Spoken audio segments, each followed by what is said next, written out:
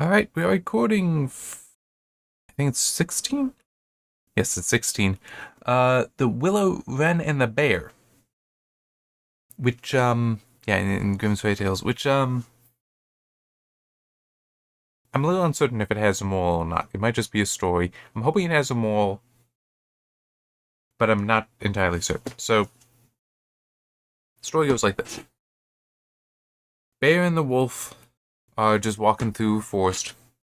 They hear a bird singing, and the bear's like, "What bird is that?" And the wolf says, "It's the king of birds." And I actually want to read it out specifically what. Yeah. "This is the king of birds," said the wolf, "before whom we must bow down. He was, however, in reality, the Willow-Wren." Okay? So, that is telling. I'm not sure what the king of birds would actually be. So I'm a little uncertain here, but it does seem to indicate that, well, no, the Willow-Wren would not be that. So then the bear is very impressed. It's like, "Oh, I want to see the palace then. Can I see the palace?" And the wolf's like, no. You can't until the king and queen have arrived. The king is there, the queen hasn't arrived yet. It's like, "Oh, they're both here now. Can see." No. You can't see until they leave. So they leave. Bear sticks its head in to the hole where the nest is and sees the babies there. Not sure what, I'm not sure if chicks would be the right word, but anyway. "Is that the royal palace?" cried the bear. "It is a wretched palace, and you are not king's children. You are disreputable children."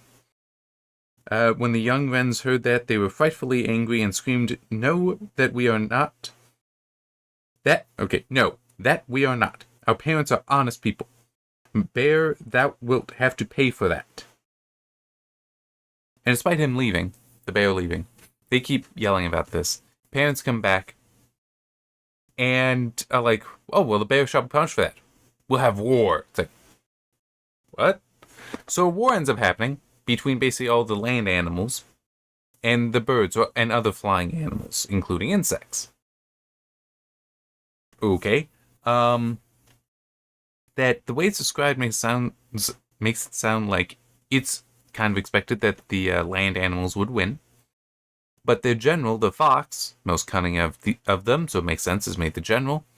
The signal to charge, to keep pushing, is for him to hold his tail up.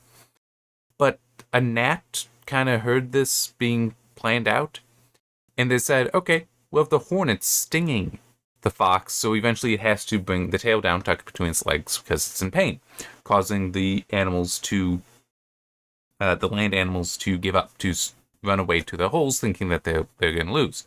And that works, so they lose. And then, even in the end, it's like, "Children, we have avenged you. But we still want the bear to come and apologize." So the bear's made to come and apologize. And then what does it end on? "So the bear crept thither in greatest fear and begged their pardon. And now at last the young wrens were satisfied and sat down together and ate and drank and made merry till quite late into the night." Yeah, not entirely sure what the moral is here, or anything else about the story, really. I suspect, though, that the moral is the wolf lied. And continued the lie, and that led to this bloody war, which the animals then lost as well. And it's like, none of this would have happened if the wolf hadn't lied. So I suspect that is the moral here. It's that you don't lie, because you don't know where it'll take you. And it could lead to somewhere very unfortunate, and very undesirable, including by you. That's the best I can think of. Even if it does seem a minor lie, just, "Oh, it's the king of birds," not just the Willow-Wren, but it's the king of birds. And then you had to keep leaning into it, had to keep going with that, instead of just admit that he lied to the bear to try to trick him. That's the best I can think of, and I can't see that being a fairy tale, being a story you would tell children, because children are going to tell lies like that.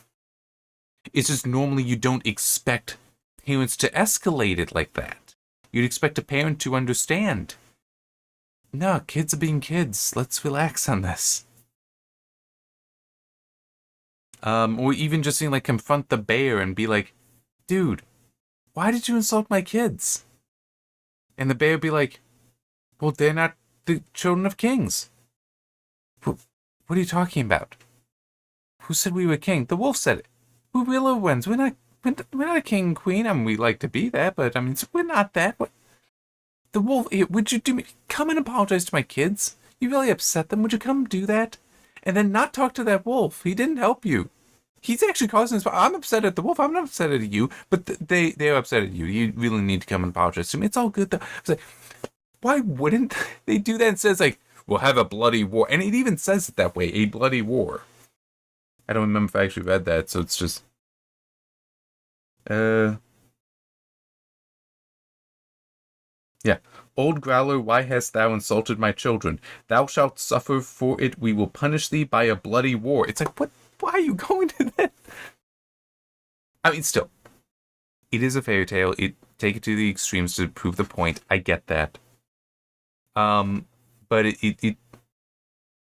a little uncertain of the moral there. But it seems to just be a don't lie,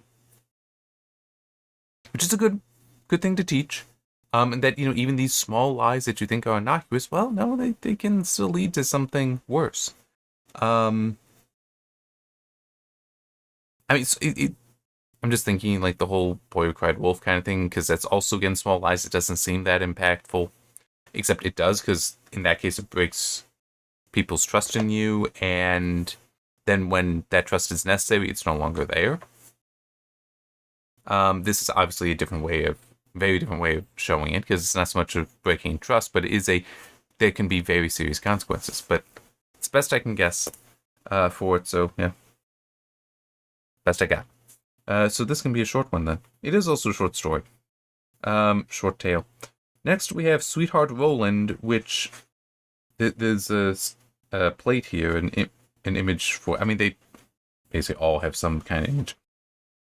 That just has the note here of the maiden fetched the magic wand, and she took the dead girl's head and dropped 3 drops of blood on the ground. We got magic, at least, so I mean, I don't know what else is going on here. And there's another image. I'm not reading that description. I had caught a little bit of the description when I was looking ahead previously, so it's like, let's just read the whole thing. But it's like, don't know. We shall see. We shall see. All right. Yeah, so this will just be a short one. See you next time.